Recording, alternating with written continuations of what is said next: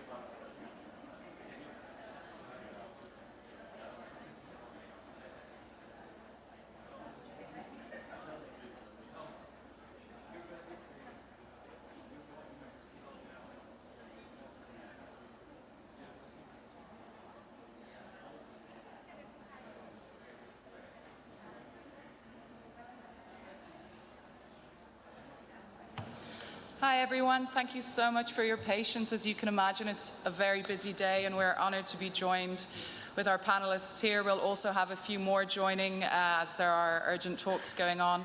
The focus of the panel today is, of course, the climate finance goal. We are here today to hear about the red lines and also the expectations from developing country blocs. We have sent invitations to all the developing country blocs and they will be joining this press panel as and when they can. If they are unable to, due to the meetings that are happening, rest assured we will be putting you in touch, the media in touch, with representatives from those blocs as soon as we can. So we are delighted to first hear from Adonia Ibare of Uganda on behalf of G77, and then we'll be hearing from Diego Pacheco of Bolivia on behalf of LMDC. Over to you. Well, you introduced me wrongly, so I'm not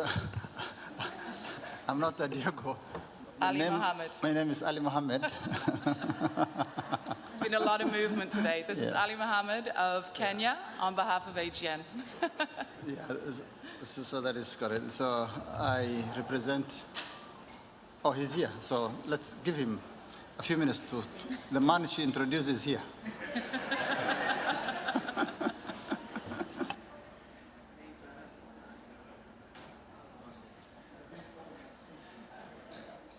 What's going on? We'll just have a moment while he catches his breath.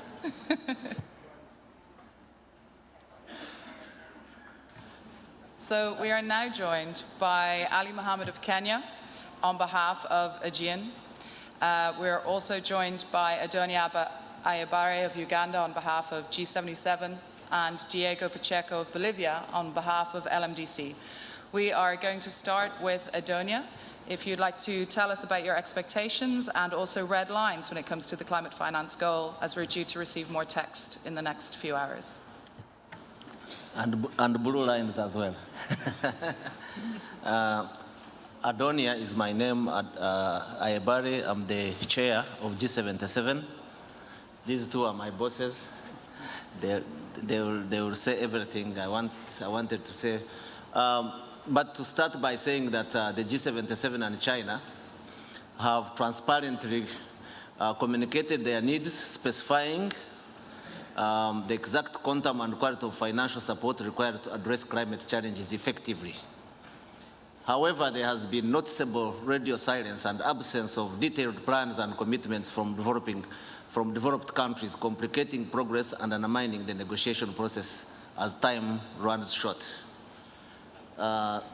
With only a few hours left in the negotiations, the absence of updates on plans from developed nations heightens the uncertainty and urgency of our situation. There is a strong hope that the forthcoming text will clearly define the financial commitments, detailing the amount, quality, mechanism for delivery, which is crucial for advancing our collective climate action and efforts. It is imperative for developed countries to step up and meet the expectations set forth by developing nations who are on the front line of climate emergency and require assured immediate support to mitigate, adapt to climate impacts and address loss and damage effectively. So those are my initial remarks. Thank you. Thank you. Ali Mohammed, would you like to share your take regarding the AGN and their stance? Thank you very much. This is the second week of the negotiations, and we are midweek for the last week. And we were hoping that by now we will have achieved, direction of where we are going with regard to the most important discussion here, which is the new collective quantified goal. Unfortunately, as you all know, up to now, we don't have any confirmation on the quantum that we all have been asking for. The position of African group is very clear. We've been mentioning this since 2019. Our African ministers have, using information and assessments that are done by experts, independent experts, and the UN agencies, have quantified the need for Africa and the rest of the developing world at $1.3 trillion. But up to now, we don't see any movement from our development partners. This is a clear obligation for developed partners to give support to developing countries to meet their urgent and immediate needs to address the challenges of climate change, to address needs of adaptation, which is the most important issue for developing countries, in particular for vulnerable countries like Africa. Up to now, we don't seem to have that figure. And we've been pushing for that for the last 10 or so days since we've been here. And this is very frustrating and disappointing, really. And we hope that our partners will come forward with a justifiable number that will meet the needs and the scale of the growing problems of climate change. That is the situation currently, and we're looking forward to receive the text that the presidency will be producing this evening. Thank you. Thank you, Ali. Now over to Diego, who will be speaking on behalf of the LMDC regarding expectations and also red lines when it comes to the NCQG. Thank you very much. Well, for the LMDC, this is a COP of finance. And we want to see the balance of this COP, taking into account the historical balance of the process in the last years. In Sharm el-Sheikh, we have the mitigation work program and the just transition. In Dubai, the global stocktake. And now we need an outcome very strongly related to the provision of finance from developed countries to developing countries. Really, that means having a balance in the implementation of the Paris Agreement. And for the LMDC, there is a super red line, which is to not to reinterpret, to rewrite the Paris Agreement and, of course, the Convention. The NCQG should be grounded into the mandate of the Paris Agreement, which clearly states that the provision of finance flows from developed countries to developing countries. So we are concerned very much in the negotiation attempts to introduce innovative elements to change the mandate of the Paris Agreement, to dilute the responsibilities, the legal obligations of developed countries in the context of the Convention and its Paris Agreement. So far, there is attempts on mitigation, for example, to move from the facilitative nature of the Paris Agreement to a prescriptive, intrusive mitigation, cherry-picking some elements of the global stocktake, and also to impose targets to developing countries with no finance, with no provision of finance. That's why having an outcome on the NCQG is critical for the implementation of the Paris Agreement. We cannot allow that this COP should be the scenario for the great escape from developed countries to fulfill their legal obligations. We always said that finance is not charity. Finance, the provision of finance to developing countries is a legal obligation from developed countries to developing countries. That's why this COP is really important, to really put in the right place the mitigation discussions and really agreed in a very consistent, clear figure in the context of the NCQG. Thank you. And now we'll open for questions. If you'd like to state your name and organization. Front row here in the gray.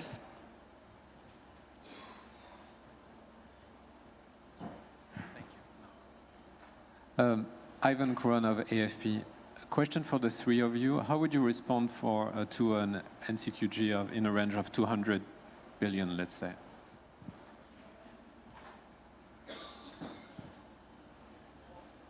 To the three of you.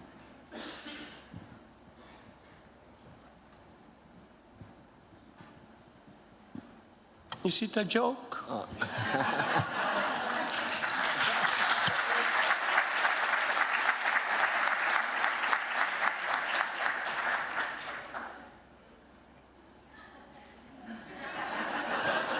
Is it a joke? Well, we don't know where you're getting the 200, but joke or otherwise, the quantum that we are putting forward is nothing near to what you just suggested.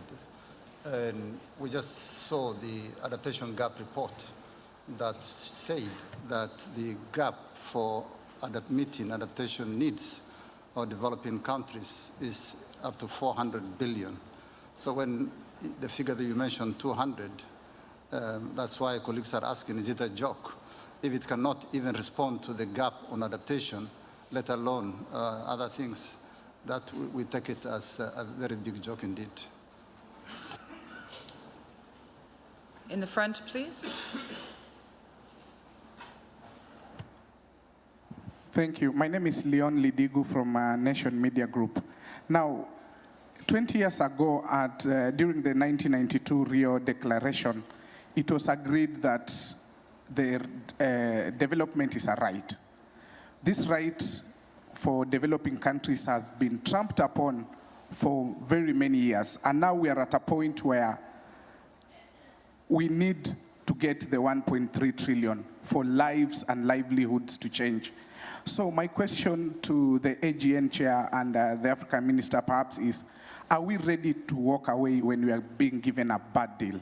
Because from where I sit, I see that a bad deal, no deal is better than a bad deal. I don't know what your thoughts are on that. Thank you.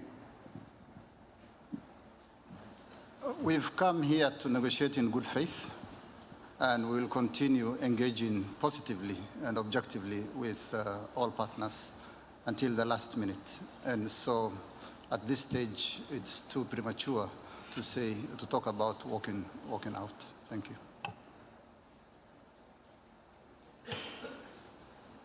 Front row, lady in red. Thaisa Lara from Climatica. What will you need to see in tomorrow's text or this midnight text in order to consider a good text? The COP president said on a previous press conference that, of course, it's not going to be the last text, but what is going to be for you something that is going to be important to be there? Thank you.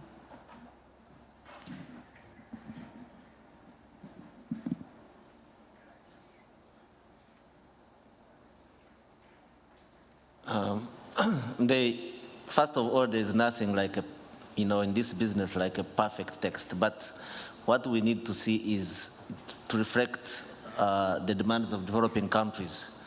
My colleague here has talked about the quantum we have been talking about, not only AGN, but the developing countries. A number, a figure, and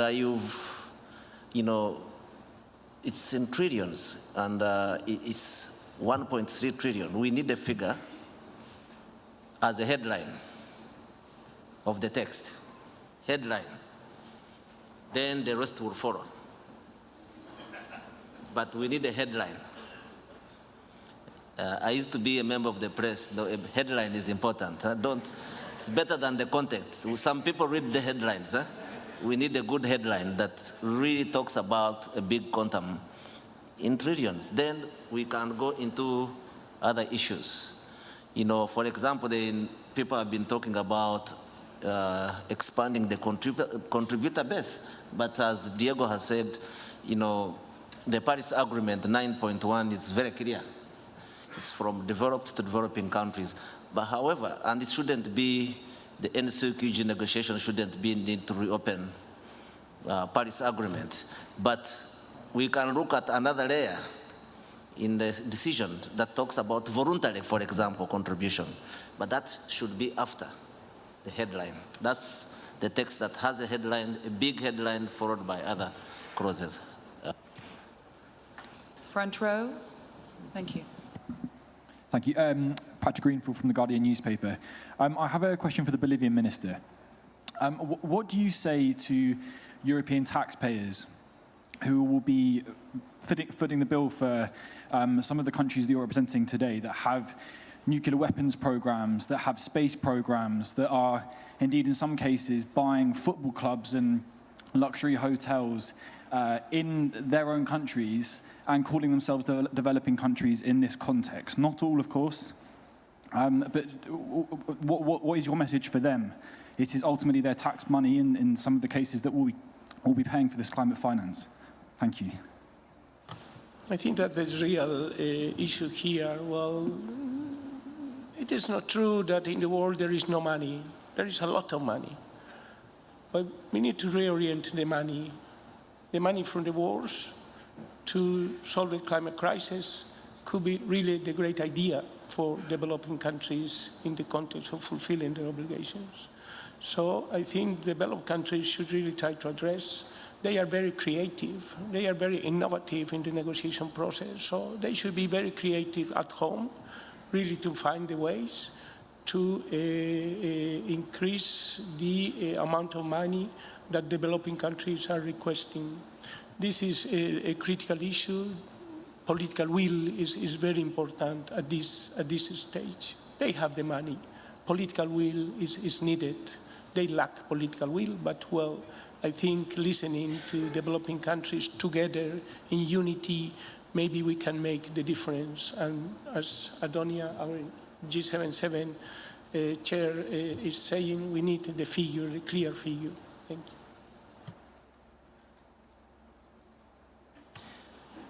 This will be the final question. Go to the gent in the second row.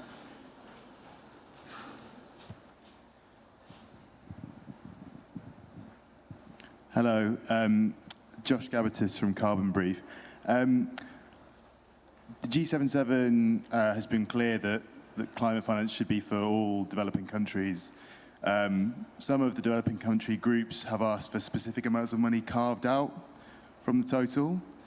The EU, I think, has also been supportive of sort of prioritizing climate finance for LDCs and SIDS. I wonder if this is something that you would support in principle, the idea of having money carved out for specific groups of countries, and maybe this could be some sort of area of convergence with developed countries. Thank you.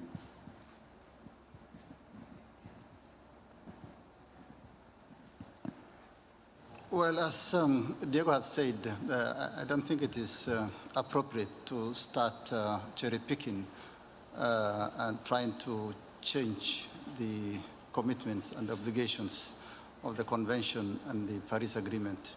Paris Agreement is very clear who is supposed to receive and from whom. I think we need to be faithful to the agreements and meet the obligations and responsibilities that are outlined there. Thank you. And that concludes our press conference now. Thank you very much to our panel and to all of you for attending. Thank you.